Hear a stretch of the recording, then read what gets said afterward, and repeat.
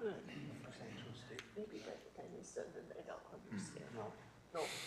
Did you read that whole certificate? It does help if you read it. We'll call the meeting to order and begin with the invocation.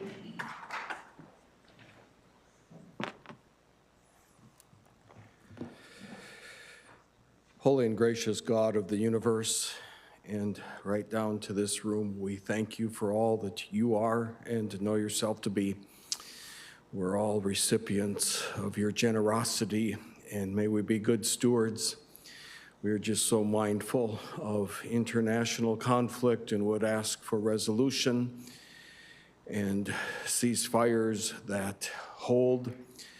We are thankful that we were brought through the storms of last week, but are mindful of those elsewhere that got hit so hard, and ask for the infrastructure, mobility of resources to help those that are still trying to recover from that. And then in the words of Ephesians 3, verses 20 and 21, now to him who is able to do immeasurable more than all we ask or imagine, according to his power that is at work within us, to him be glory in the church and in Christ Jesus through all generations, forever and ever. Amen. Amen. I will go ahead and recite the Pledge of Allegiance. I pledge allegiance to the flag of the United States of America and to the republic for which it stands, one nation, under God, indivisible, with liberty and justice for all. Welcome everyone to tonight's meeting. Nice to see a full council chambers. The next item on the agenda is to approve our agenda, and I would please ask if you would consider amending it to move item 14 to be after between items 7 and 8. So moved, I'll move the agenda. Second. We have a motion and a second for the agenda. All those in favor signify by saying aye.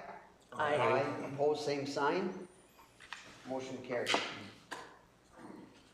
That brings us to the next item, which is to approve the consent calendar, which is the minutes of our June 11th meeting and the payment of bills. So moved. Second. Motion Doug, second John. Any discussion? Hearing none, all those in favor signify by saying aye. Aye. Opposed, same sign. Motion carried. It was June 10th meeting. The day of the meeting was the 10th. We need to update that. So It's we're correct in the minutes are correct, yeah. Oh, okay. All right. That brings us to item number 5, a public hearing on the proposed establishment of tax increment financing district numbers 1 through 12. Turn it over to Jason to kind of walk us through all this. Jason Murray with Newton Associates. Good evening, Mayor and Council. It's been a few years since had the privilege to talk TIF with you. So thank you again for the opportunity to do so. Tonight, Council, you're holding this public hearing to receive comment on a proposed housing tax increment finance in TIF district. It's TIF 1-12. I believe you're familiar with the property since it's city-owned property, but it's for the Blue Spruce Development / Hammers project. The TIF plan allows up to a 14-unit multifamily townhome multi-unit development. I know Mr. Hammers is still working through some of that design at the time of the creation of the TIF district and the process starting. So the TIF district, again, is a housing TIF district, so 20% of the units, they do come with income requirements. Doesn't mean it's vouchered housing or anything like that, but the developer has to be checking income on at least 20% of the units. So you'd have about 2 to 3 units there that would be required depending on his final size and scope of the units. We are including all 11 parcels that the city currently owns in this TIF district. However, we do anticipate that Blue Spruce will replat most likely into one parcel, which would change the classification to that multifamily 1 or 4 more units over for this parcel instead of the single parcel less than 4 units classification. So we've had to make some of those assumptions in this TIF plan. The TIF plan calls for a max budget of $526,885, excuse me.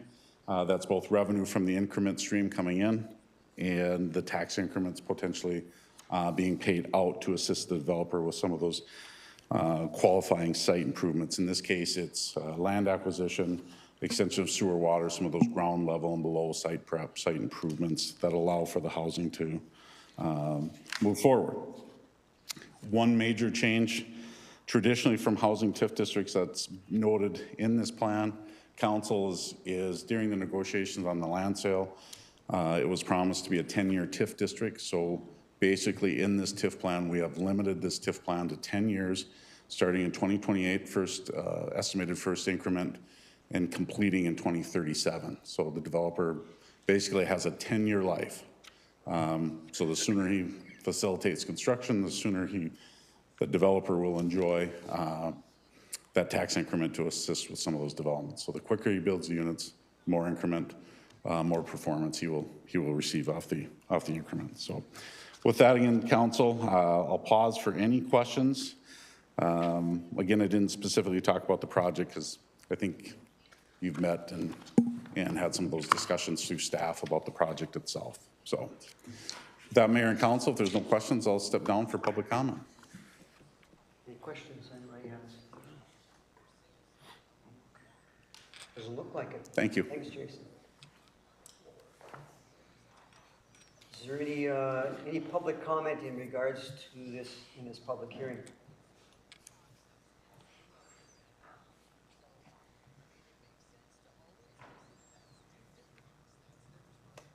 Hearing none, we'll close the public hearing and move on to item number 6, which is to consider resolution 1994 approving the establishment of tax increment financing district numbers 1 through 12 within the municipal development district of number 1 and the tax increment financing plan relating hereto.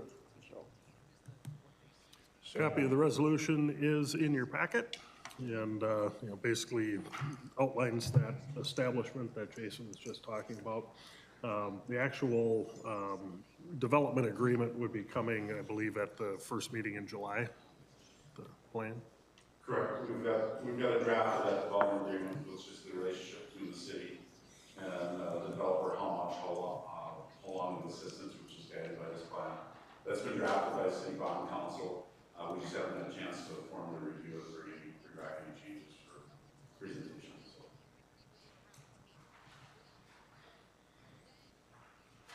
I move resolution 1994. Second. A motion Roy, second John. Is there any discussions? Hearing none. All those in favor signify by saying aye. Aye. Aye. Opposed, same sign. Motion carries. Brings us to item number 7, to consider setting a public hearing on July 22nd at 7 p.m. to consider replatting of lots 1 through 11, Block 2, Valley View neighborhood. So as we've talked before, one of the things that Blue Spruce Properties will need to do is to replat those 10 duplex lots that are up there. And I included in the packet a proposed plat from their surveyor that basically would eliminate those duplex lots, go to one overall large lot that would then, more than likely, based on his current plans, have 2 fourplexes and 3 duplexes in that parcel. So part of the process will be to hold a public hearing as part of that minor subdivision process.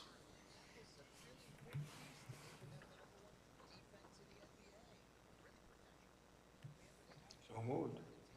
Second. A motion and a second from Roy and Mary. Any discussion? Hearing none, all those in favor signify by saying aye. Aye. Aye. Opposed, same sign. Motion carried. That brings us to the item that was amended to be moved up, item number 14. Minnesota Women of Today Founders Day Proclamation. I will read this proclamation. Whereas the Minnesota Women of Today and the Staples Motley Area Women of Today have set aside July 1st to recognize the many community activities of dedicated women of today across the state. And whereas the Minnesota Women of Today is an organization of over 900 members in 49 communities, and whereas the Minnesota Women of Today and the Staples-Motley Area Women of Today are dedicated to actively promoting such public awareness and service programs as the Crescent Cove Respite and Hospice Home for Kids, Wishes and More, True Friends, Camp Friendship, and the March of Dimes, as well as birthday bags and detergent bags for the food shelves, tie blankets for the Children's Hospitals and Staples Care Center, photos for high school seniors, sponsor families at Thanksgiving and Christmas, Staples Car Show, and whereas the Minnesota Women of Today and the Staples-Motley Area Women of Today provide personal enrichment and leadership training for members of all ages, and whereas the Women of Today believe that through us great lessons can be learned, worthy deeds performed, and a hand of fellowship extended to millions of women everywhere. Now therefore I, Ron Murray, Mayor of Staples, Minnesota, do hereby proclaim Tuesday, July 1st, 2025 as Minnesota Women of Today Founders Day in the city of Staples. You're welcome. My pleasure.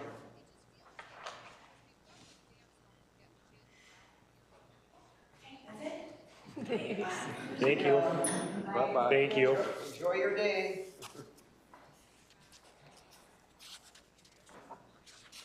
All right.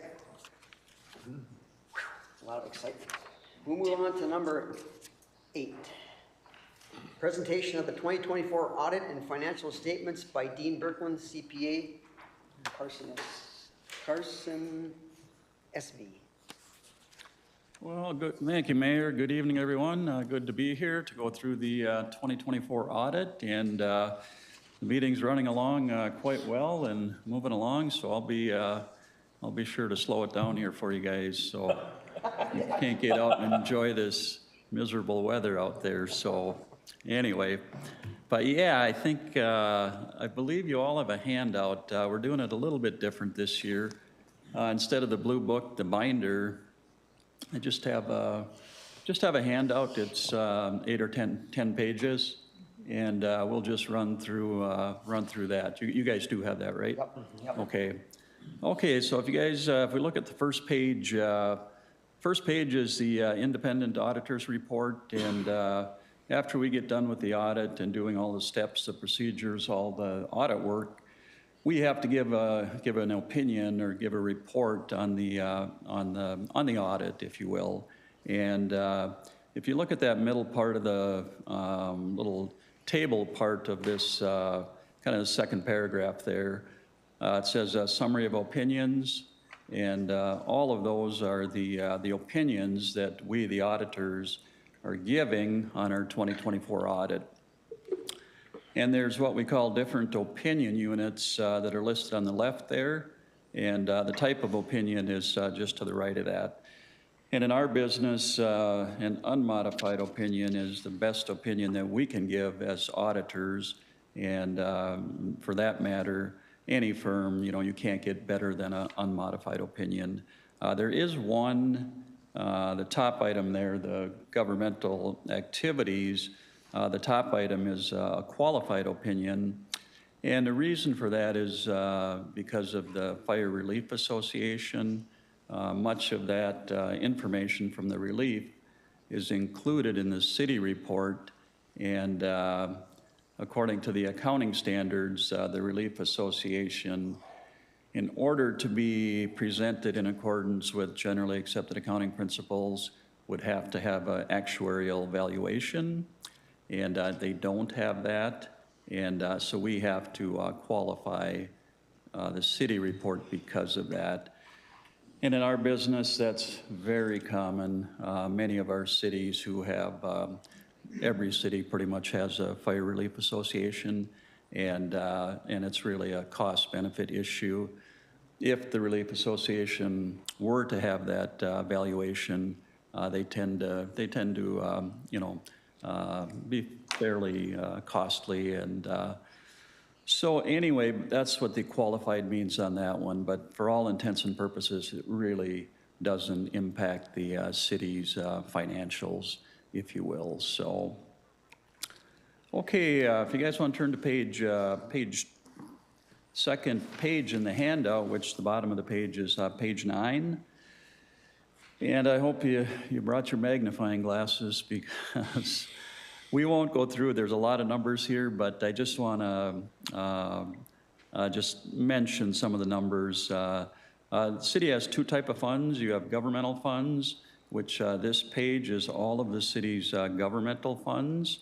And the next page we'll look at is the city's enterprise funds. And the governmental funds, this page, this activity is typically funded by property taxes, state aids, those type of things, by other governments. So that's in the difference on the next page, the water, sewer, and electric. They're more like a private business, and they should be able to function without taxpayer money for the most part. So anyway, the governmental funds here, really the number to look at is the very bottom number on each column, and that's the ending fund balance for each of these funds. And each fund is, as you can see going across the top, describes the type of fund. And all of the funds are, for the most part, performing as they're intended to, and that's, yeah, it's a lot of numbers, and to get much deeper into it, the one that gets the most attention is the first column, and that's the general fund. And there's a lot of barometers out there on what your general fund balance should be, and that would be the very bottom number in the first column. And I think by most measures, probably all measures, the city of Staples, that general fund balance is in line with those recommendations and basically recommendations. So,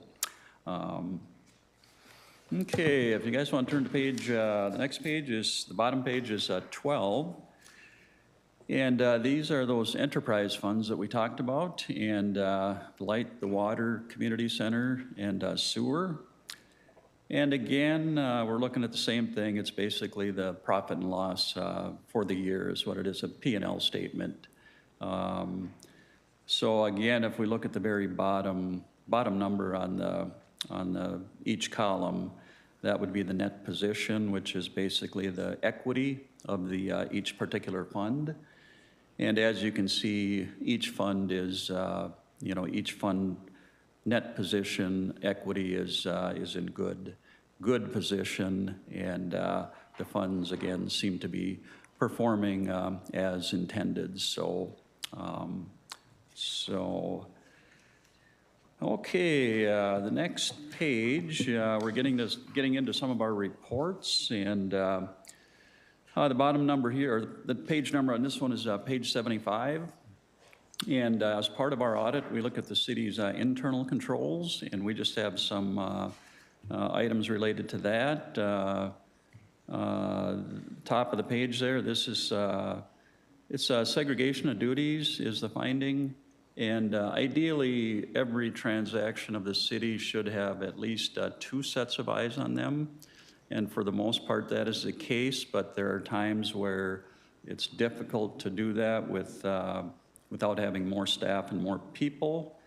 So when that's the case, we have to report that as a segregation of duties, internal control finding. And in our business, we audit a lot of Minnesota cities, and I would say between 95 and 100% of our cities have a similar finding. It's very common, and it's really a cost-benefit issue. For you guys to get rid of that finding, you would probably have to hire additional people, and generally the cost-benefit is not very good. And what I will say is the city actually has very good internal controls. It's just this barometer is that ideal segregation of duties. So, so that's what that one is about. If you guys want to go to the next page, be page 76. This is preparation of financial statements and related footnotes. We, as the auditors, basically, we prepare the financial statements. When you guys do get the full audit report, the big blue book, we prepare that basically from page 1 to the last page. And so if we do that, we have to have controls in place to make sure that we stay independent. Independence is very important when we're doing the audit. We can't cross that line, if you will. So if we do that, we have to have measures in place, and what we do is we'll send a draft copy of that report, a final draft, to Tara and her team, and give the city a chance to review that report and approve it and make changes, and if there's changes necessary, that way the city is taking responsibility. We can't take responsibility for it, otherwise we would lose our independence. And so with that, we have to report that as an internal control finding. Again, we're in the 95% range on that one too for findings, just a very common finding, and it gets back to the cost benefit issue too. So the next item, page 77 is the next page, and this is material audit adjustments, and some of the adjustments we make are what we call material. We do calculations in our audit to consider what is material, and some of those adjustments exceed that amount. And when they do, we just have to report that we had those type of adjustments. And again, sound like a broken record, but a very, very common finding for similar entities as the city. So, okay. The next page, it should say communication to those charged with governance. Does that look right? You guys, is that the next one? Okay. This letter is required for every audit that we perform, and there's just a handful of items that we'll look at on the next page, which that's the last page. And we'll run through them real quick. The top item there is difficulties encountered in performing the audit. We did not have any difficulties in performing the audit, quite the opposite. Tara and her team had the records in good order, and were very, had things ready, and the audit went very well. So the next item is corrected and uncorrected misstatements.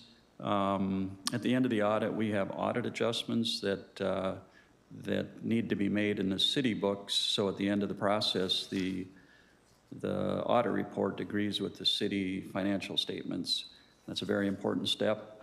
We give those adjustments to Tara. She posts those in the city books, so they agree. And that's, again, very important step, and that's been done.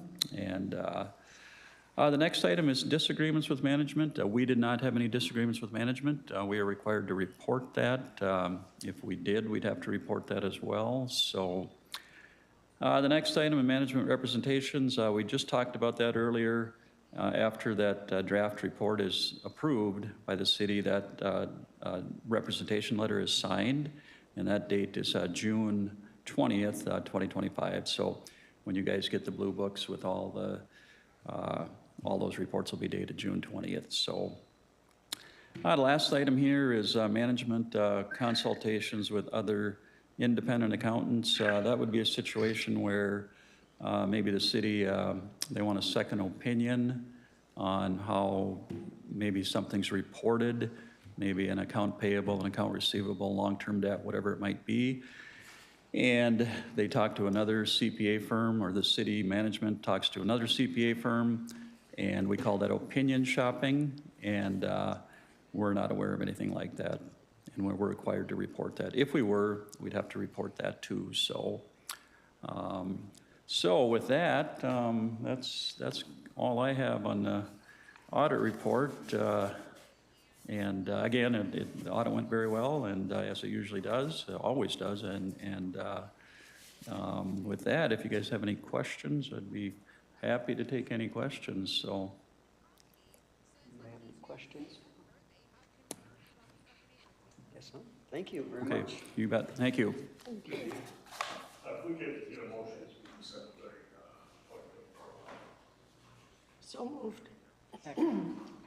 Motion from Mary, second from Mary Jo. All those in favor signify by saying aye. Aye. Opposed, same sign.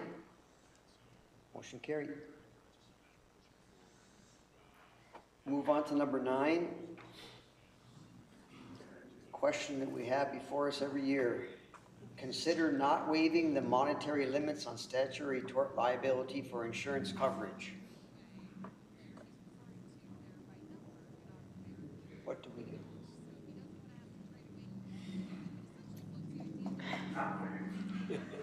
It's right there, guys.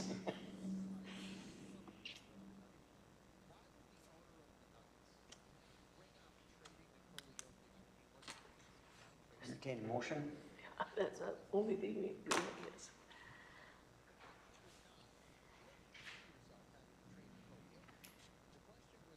I'll make the motion.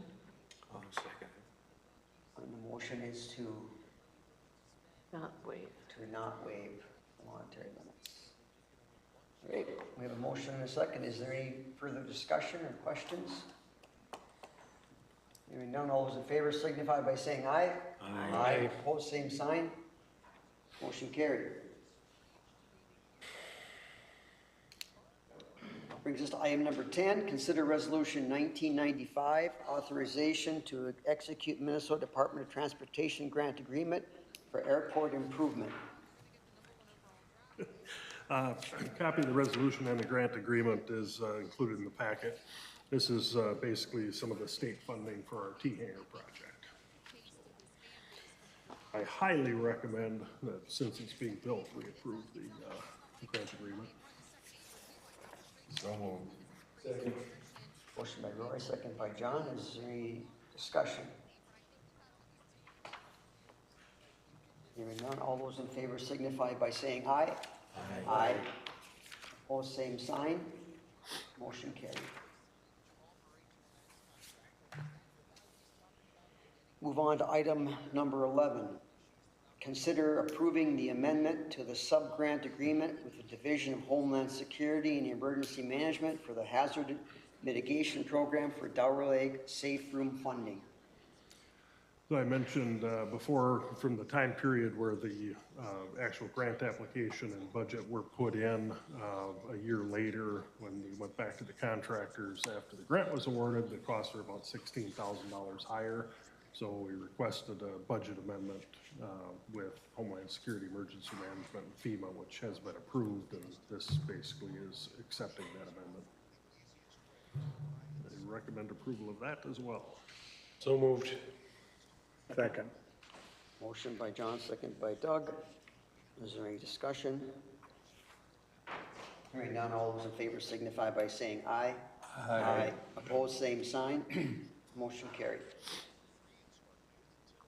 Move us to item number 12, to consider setting a public hearing on July 22nd at 7:05 for the 2026 through 2030 capital improvement plan.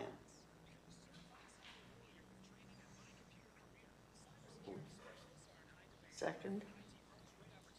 Motion by Roy, second by Mary. Is there any discussion? Hearing none, all those in favor signify by saying aye. Aye. Opposed, same sign. So just a quick note, we did include the current draft of the CIP in the packet. We'll continue to work on that between now and July. Probably talk about it at council as well. So take a look at it. Let me know if you have any questions or feedback, and talk about it again. Move on to item number 13. Consider appointments to the Housing and Redevelopment Authority of Staples Board of Commissioners.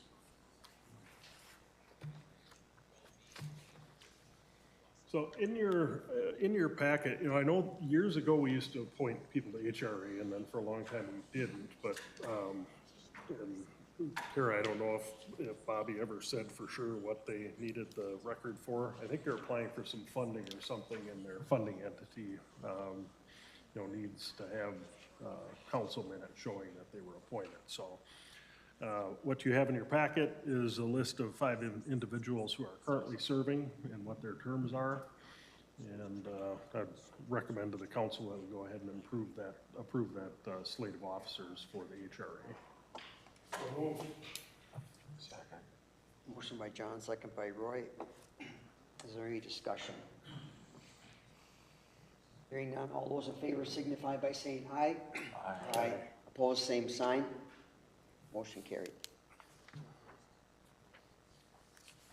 That brings us to committee reports, and we have Parks and Recreation Advisory Board.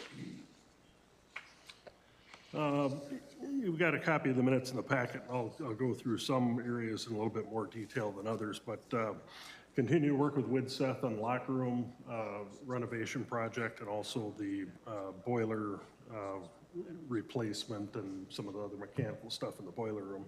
And we do have an action item in here on that. But we did take the boiler project, separated out from the locker room project. And engineer's estimate was that it would be right around that threshold where, you know, public bid would be required. So we thought we'd send it out and, you know, get estimates. And so we sent it out to 3 different mechanical contractors. RJ Mechanical actually came back with a quote of the $151,000 and change for that, which was about $25,000 less than the next bidder. So the request that I'll have when we get done with this is to go ahead and award that project to RJ Mechanical for that boiler project. Swim lessons are going crazy over there. So we've got another session, trying to think, July 7th, you know, the next session starts. Siren out at Dower Lake, their optimization crew came through, made sure that the frequencies were all correct for the test blow of the siren, and I think we're all set on that. The safe room itself, that project is slated to start on the 7th of July. So they basically ordered the precast and backed off the start time from what the precast was anticipated to be there, so we'll be able to show up and work right through it. The fiber optic line that West Central put in has been relocated, so got a clean field to work out there. Lacey shared, we did plant boulevard trees, and have to do a little project up at Wilson Park. Unfortunately, one up there was damaged already, thinking it was deer. So that was one person's opinion anyway. Pickleball courts, there was a ribbon cutting for that. All the donors, at the time we did that, we didn't even know who all the donors were, but we did get a list. Lakewood, Sourcewell, Lions, Fire Department Relief Association, Community Foundation, Operation Roundup, Todd Wadena, Rotary, and an anonymous donor, all pitched in to raise $42,000 for the pickleball courts. Every time I drive by, there's people playing pickleball, so it must be a good deal. So. Did have a Trails Committee update. Lisa Fontaine, who's on the Trails Committee, talked a little bit about the Arboretum Trail, which I think is very close to starting. Mark is kind of spearheading that one. Ron has been working with CLC and Todd Palama on the kind of I don't know, what's the name, Legacy, the farm trail, field trail? I guess we haven't named it officially yet. We'll have to work on that. Kind of behind the sign. The one that kind of runs up by the parallel taxiway and goes north up to. Yeah, up in the Ag Center, we'll circle the Ag Center and Legacy Gardens. Yeah, and then there's also one that hopefully will run back in the CLC property to the west of Airport Road. We got an update on our trail today. Me and Mark Oh, did you? met out there, and should be we're gonna mark it out tomorrow. We're gonna walk through and mark it out, and they're gonna come in with brush cutters right behind us and knock out the trail in the next couple days and then put in the parking lot first part of next week. Mark, does that sound right? Yeah, that sounds like a good plan. Yep. So, should, it's moving quick now at this point. Yeah, outstanding. So that's kind of the update from Parks and Rec. There's a recommendation from Parks and Rec to approve the R&J mechanical bid of $151,650 for the boiler room. I'll make a motion for that approval. Second. Motion by John, second by Mary Jo. Is there any further discussion? Hearing none, all those in favor signify by saying aye. Aye. Aye. Opposed, same sign. Motion carried. That brings us to open forum. So at this time, if anyone would like to come forward and speak, just ask that you just identify who you are and come up to the speaker there. Good evening. I am Amanda Hinson. I live at 201 Prairie Avenue Northwest. I come to address the council about the proposed meat processing plant and a conditional use permit. Staples Ordinance Section 109-36, that's codified and is on the website, states, where a conditional use permit has been issued pursuant to the provisions of this chapter, such permit shall become null and void without further action by the Planning and Zoning Commission or the City Council unless work on the property by the applicant commences within 60 days of the date of granting such conditional use. A conditional use permit shall be deemed to authorize only one particular use and shall expire if that use shall cease for more than 12 consecutive months. The timeline of this project that I have gathered is that May 23rd, 2023, a conditional use permit was issued for slaughter on site. But June 9th, 2025, 2 years later or more, was groundbreaking. Therefore, the conditional use permit, being over 2 years from issue to the groundbreaking and of no use for more than 24 consecutive months, is expired without your action. I have lived in Long Prairie for 9 years, and I moved to Staples last year to get away from Farmers Union Industries and the odor. Because I learned the hard way that Minnesota Statute 116.064 exempts agricultural operations from state odor laws. There will be nothing citizens can do to stop the odors, and there will be odors because Friesla, the modular manufacturer, I was just looking it up, said there will be odors. Even when it injures a person, you will not be able to do anything about it. Before you lose your businesses and wonderful doctors, please know that you have a right to deny a conditional use permit based on your obligation to protect the health, safety, and general welfare of citizens and abide by the 2018 Comprehensive Plan of Staples. Staples residents, according to the plan, make healthy and active lifestyles the easy choice with the use of our walking trails that happen to surround and intersect the area leading to the proposed meat processing plant. The plan requires the city foster a healthy and attractive environment in the city of Staples, and that would be lost with the meat processing plant filled with rotten odors and carcasses or guts going down the road. I've lost 35 pounds since moving to Staples because I've been walking on those trails. But when I lived in Long Prairie, I couldn't go outside because I couldn't breathe. I moved to Staples for a healthy life and to be able to enjoy my property, the fruits of our labor. I feel as though I'm in a nightmare. It's like we had done our due diligence to search. We did our searching for predatory offenders in our area, finding nothing. But after moving here, we learned our rapist owned a house down the street. The trauma is real. It's so real that I have quit my job and I put my house up for sale when I found out that the meat processing plant is coming in, owned by the same company that tortured us in Long Prairie. John's Family Food will be the first to lose business, and people will quit coming to our parks and trails. If you don't believe me, over 66% of respondents in a Long Prairie survey said the odors negatively affect their quality of life, including their commerce, recreation, health, and sense of well-being. please save Staples from the meat processing plant and say no to the conditional use permit. And I do have something else in writing for you, if I can give it to someone. Thank you, Amanda.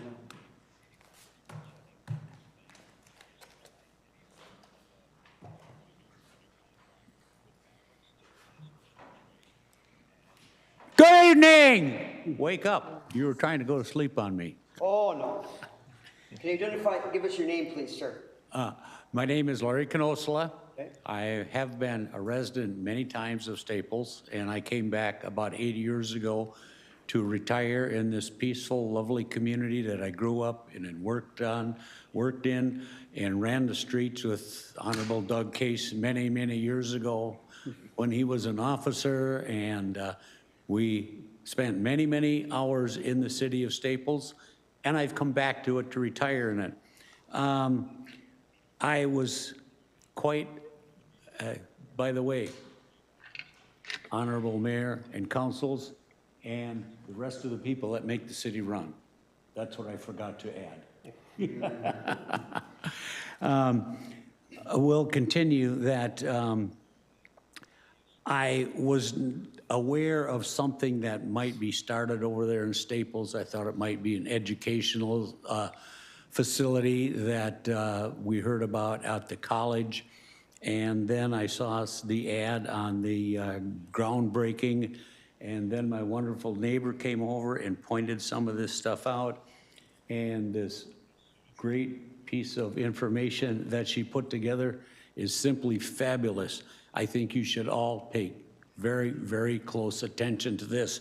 I was astonished at the information she put together. I was very impressed by it. What I would like to say is also my wife has pulmonary fibrosis and I have COPD, probably from the time I spent in Vietnam defending our country, and our lungs can't take any of that pollution. We are within a mile of that, and I know how bad Long Prairie stinks. I grew up in Todd County, and Long Prairie used to be a fabulous community.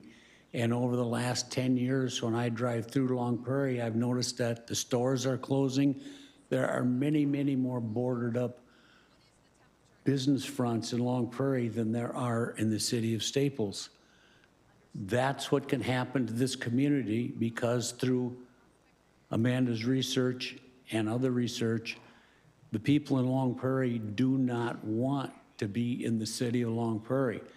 That can happen in the city of Staples, starting with John's Supermarket. I can't survive on Prairie Avenue that close to that thing if it turns into any type of rendering facilities. Now, on that subject, well, I'll say a couple other things first. My daughter's from Little Falls, and she goes to Walmart, as she has for many, many years. She has stopped going to Walmart because the pet food processing plant that's north of Walmart gives off such an odor that Walmart is losing customers day after day. My daughter will go to Coburn's and pay higher prices for her groceries so she doesn't have to come out of Walmart and smell that processing smell from the processing plant. It is terrible in Little Falls.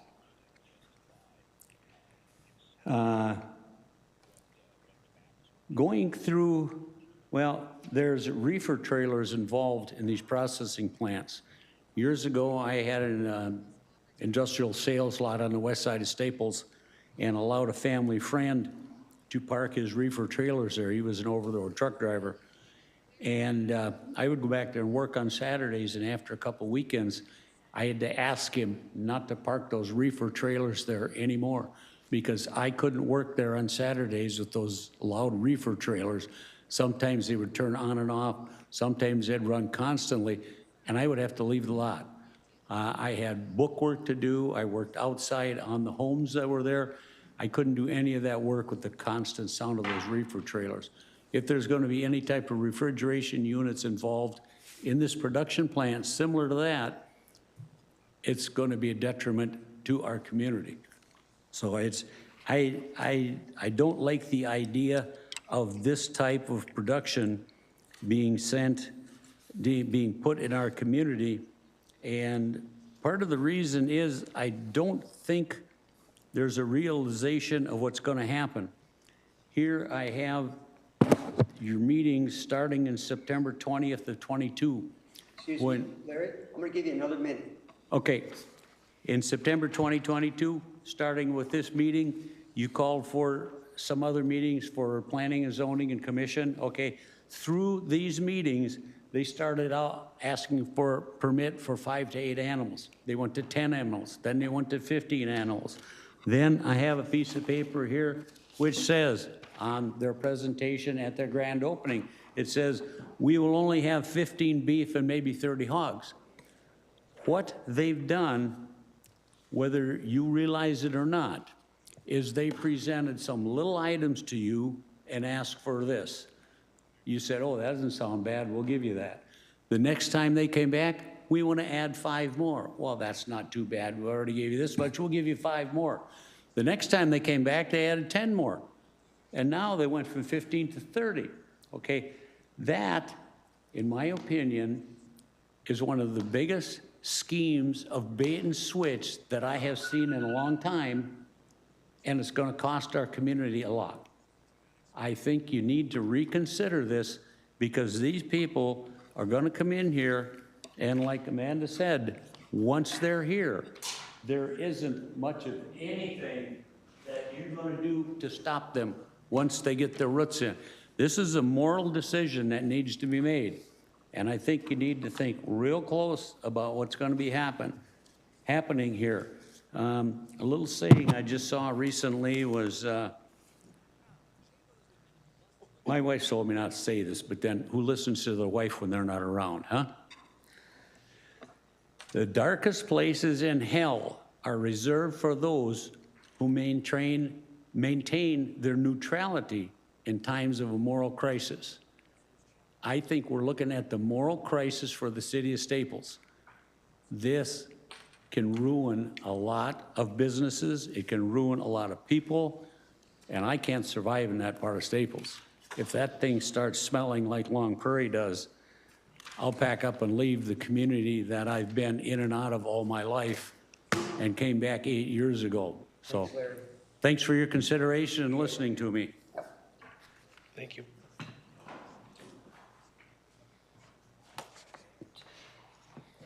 Steve Hinson, 201, yeah, I'll be shorter. 201 Prairie Avenue, Northeast, Staples. Moved here a year ago. Amanda's my wife. I just want to, our purpose for coming here we're not pointing fingers. We love Staples. Ron, you know I love Staples. You're my neighbor. We love the picnic that we had a year ago right after we moved here. We love the walking trails. Amanda talked about that. We love the people.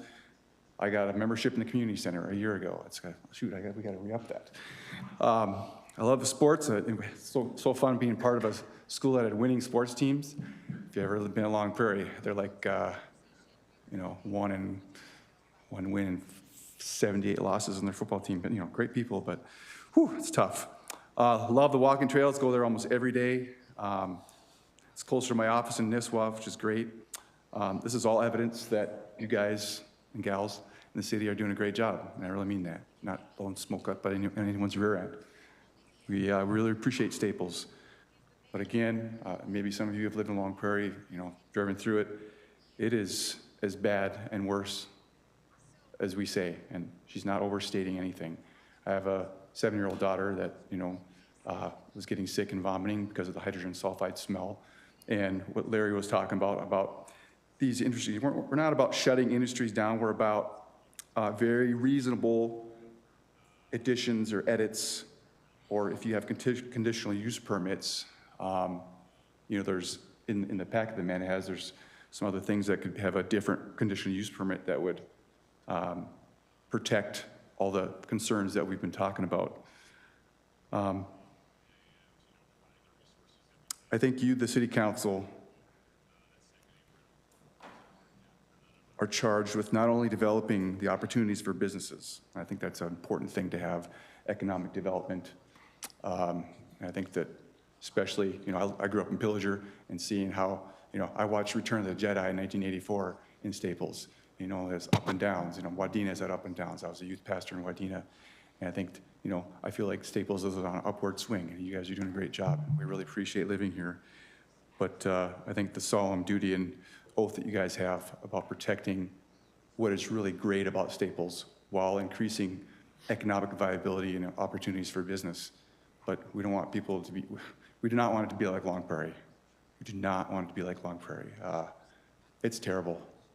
And that survey, it's a public survey, and that it was the highest mentioned thing about was the odor in the town. That was one answer, and then there was a thing where people could write what their highest concerns were, and odor was always at the top. And I was part of that comprehensive planning meeting. So thank you for your time, and again, our hearts are, we really want to keep Staples the great place that it is, and we hope you guys will remember that that conditional use permit is expired and needs to be redone for that business. Thank you. Thank you, Steve.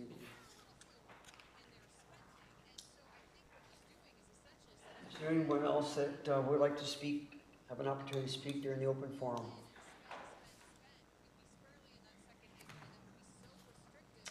All right, well, thank you for coming and sharing your thoughts. We'll move on to the city administrator's report.